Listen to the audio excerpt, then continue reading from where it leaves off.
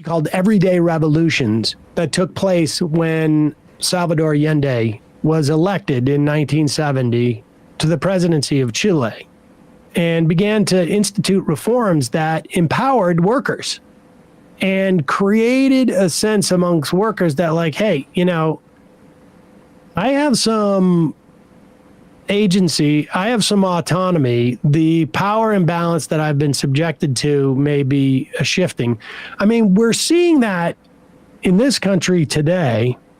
I think more than certainly in my adult lifetime over the past 40 years or so. I don't think we've ever had a time where labor has been where people are starting to gain a different consciousness of labor. And we just played a clip of people walking out of Drew Barrymore's show or getting kicked out of Drew Barrymore's show because they wore a WGA pin.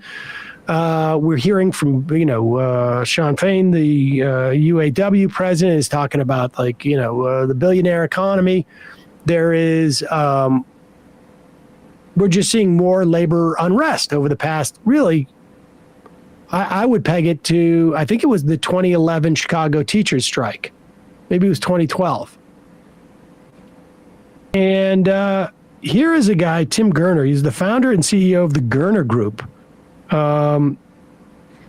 This is a luxury hospitality group. He is at the Financial Review Property Summit in Australia.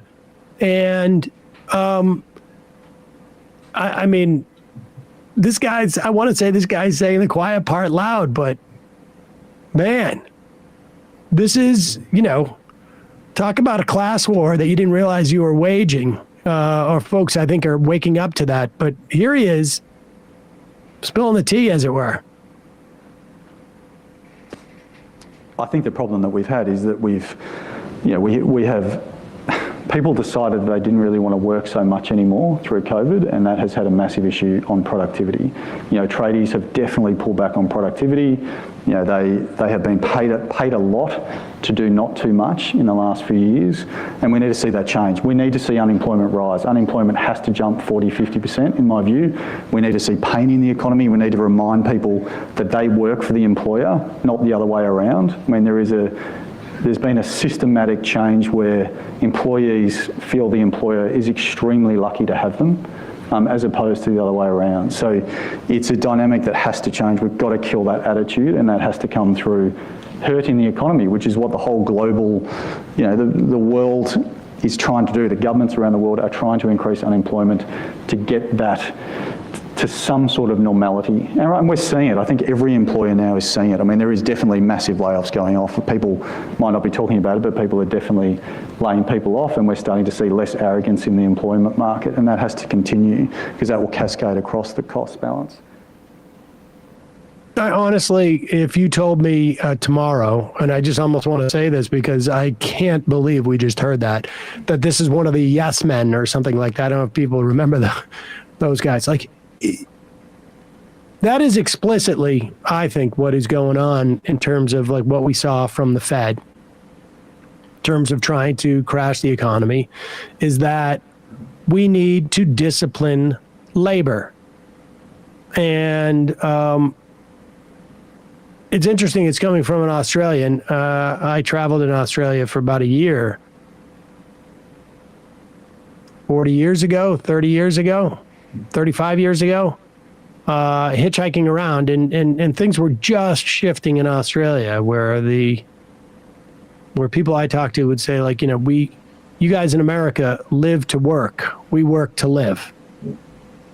And maybe he's just, that's reflecting he's worried about returning to that point. But this is a huge concern for them. We saw this in that, I've referenced this book many times, Wrecked, about changes in the way that the car industry in this country changed their on-time delivery, and the American car manufacturers, because they wanted to disempower workers. Not for a specific reason, but for a multitude of reasons. They want power over the workers because it's easier for them to dictate not just wages, not just working conditions, not just levels of productivity. They want to disempower workers, and they are willing to tank the economy in the short term to rediscipline workers in the long term. Understand that's what's going on here. And inflation was used in many respects, at least in this country, as essentially a beard for raising interest rates to cool down that labor market, to inhibit worker power. I'm not saying that inflation wasn't real, but I'm saying that the causes of the inflation had very little to do with loose monetary policy. I think there was room to tighten it because you had a lot of tech companies that were basically just living off of borrowed money. But tightening it to this levels, when you're already seeing a diminishment of the rate of inflation, which was clearly, at least largely, a function of logistics and corporations basically price gouging. What you're seeing now when you see any type of notion of raising rates is a way to hamstring the economy so as to undermine worker power. That's it. That's it. Amazing that guy was basically rolling that out. That's amazing.